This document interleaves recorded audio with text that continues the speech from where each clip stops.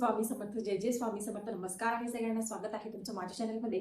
आज मी तुमच्यासाठी घेऊन आलेले आहे एक नवीन व्हिडिओ एका नवीन सिरीज सोबत. तर आजचा आपला विषय असणार आहे की या श्रावण महिन्यामध्ये आपल्याला भगवान शंकरांच्या भरपूर काही सेवा करायच्या आहेत. त्यासोबत अजून कोणत्या सेवा किंवा पारायण करायचे त्याबद्दल मी काल व्हिडिओ टाकलेला आहे. आणि आज मी तुम्हाला सांगणार आहे की भगवान शंकरांची अतिशय प्रभावशाली सेवा ती म्हणजे शिवलीलामृत पारायण.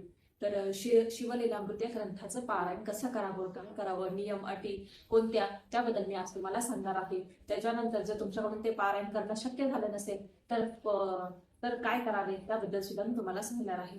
तर व्हिडिओ जर आवडला तर व्हिडिओला लाईक करा, शेअर करा आणि सबस्क्राईब करायला विसरू नका. व्हिडिओला सुरुवात करूया. तर शिवलीलामृत ग्रंथाचं पारायण कोणीही करू शकतं. अगदी पुरुष किंवा महिला कोणीही शिवलीलामृत या ग्रंथाचं पारायण करू शकतं. तर तुम्ही श्रावण महिन्यामध्ये तुम्हाला जेव्हा इच्छा असेल तेव्हा तुम्ही पारायणाला सुरुवात करू शकता. तर तुम्ही हे पारायण एका दिवसाचं सुद्धा करू शकता, 3 दिवसाचं सुद्धा करू शकतात, नाहीतर 7 दिवसाचं सुद्धा करू शकतात, किंवा नित्यसेवेप्रमाणे तुम्ही एक अध्याय सुद्धा पठण करू शकतात. पण याच्यामध्ये आहे 14 अध्याय असतात आणि आता एक अध्याय त्याच्यामध्ये ऍड झाला आहे, म्हणजे 15 अध्याय झालेले आहेत. तर 15वा अध्याय तुम्ही वाचला तरी चालेल, नाही वाचला तरी चालेल, पण 14 अध्याय तुम्हाला पठण करायचेच आहेत.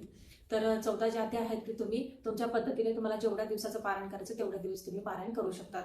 ज्या दिवशी तुम्हाला पारायण करायचं आहे त्याच्या आदल्या दिवशी तुम्हाला भगवान शंकरांच्या मंदिरात जाऊन तिथे तुम्हाला अभिषेक वगैरे करून तुमची इच्छा असेल तर पंचामृताने करा, नाही तर पाण्याने करा, बेलपान व्हायचं आहे, त्याच्यानंतर भस्म वगैरे लावून प्रार्थना करायची आहे की तुम्ही ही सेवा करणार आहात, तुमची इच्छा सांगायची, दुसऱ्या दिवसापासून संकल्प करायचा आणि पारायणाला सुरुवात करायची. तर अशा पद्धतीने तुम्हाला हे तुमची जेवढ्या दिवसाची पारायण करण्याची इच्छा असेल तेवढे दिवस तुम्ही पारायण करायचं आहे. आता याला नियम अटी कोणती, तर याला तुम्हाला ब्रह्मचर्याचं पालन करायचं आहे. जेवढे दिवस तुम्ही पारायण करणार आहात तेवढे दिवस तुम्हाला ब्रह्मचर्याचं पालन करायचं आहे. त्याच्यानंतर कांदा लसूण वर्ज करायचा आहे, कारण हे तामसिक पदार्थ आहे आणि याच्याने झोप येते, म्हणून तुम्हाला तामसिक पदार्थ सुद्धा वर्ज करायचे आहे.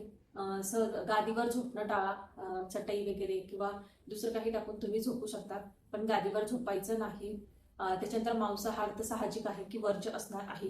परान्न वर्ज्य आहे. दुसऱ्यांच्या घरचं खायचं नाही, कारण आपल्याला दोष टाकतात, त्याच्यामुळे बाहेरचं खायचं नाही. हे पारायण आहे, हे इच्छापूर्तीसाठी तुम्ही हे पारायण करू शकता, पण तुम्हाला हे पारायण जे आहे ते संकल्पयुक्त करावं लागेल. त्याच्यानंतर तुम्हाला जर मांडणी करायची असेल तर तुम्ही मांडणी पण करू शकता. एखादा पाठ घ्या, त्याच्यावर पांढरं वस्त्र अंथरून तुम्हाला जो ग्रंथ आहे तो त्याच्यावर ठेवायचा आहे आणि भगवान शंकरांची पिंड तुम्हाला ठेवायची आहे. त्या शिवपिंड जी आहे तिचा रोज अभिषेक करायचा, पूजा करायची आणि मग तुम्ही पारायणाला सुरुवात करायची. असं पण करू शकतात, नाही तर मांडणी नाही केली तरीही चालेल. तर एक गोष्ट लक्षात ठेवायची की आपलं पारायण सुरू असताना किंवा रोजचीच गोष्ट आली की जेव्हा तुम्ही पारायण करणार तेव्हा तुम्ही कोणाची निंदा नालस्ती करू नका, खोटं बोलू नका, या गोष्टी नेहमी लक्षात ठेवायच्या. तर आता तुम्हाला समजलं असेल की शिवलीलामृत ग्रंथाचं पारायण कसं करावं, त्याच्यानंतर का करावं, संकल्पयुक्त कसं करावं, तर त्याच्यानंतर उद्यापन आता कसं करायचं. तर उद्यापनाला काहीच करावं लागत नाही. तुम्ही भगवान शंकरांसाठी एखादा नैवेद्य करू शकता, तुम्हाला जो करायचा तो, आणि मंदिरात जाऊन तुम्हाला 1.25 किलो तांदूळ आहेत पांढरे, तर ते 1.25 किलो तांदूळ घ्यायचे, एखादं पांढरं वस्त्र घ्यायचं, रुमाल म्हणा किंवा काही म्हणा, आणि ते तुम्ही ते मंदिरात जाऊन देऊ शकतात. गुरुजींना द्या ना, तुम्ही तर मंदिरात ठेवून द्या, किंवा गरजू व्यक्तीला तुम्ही दान करू शकता.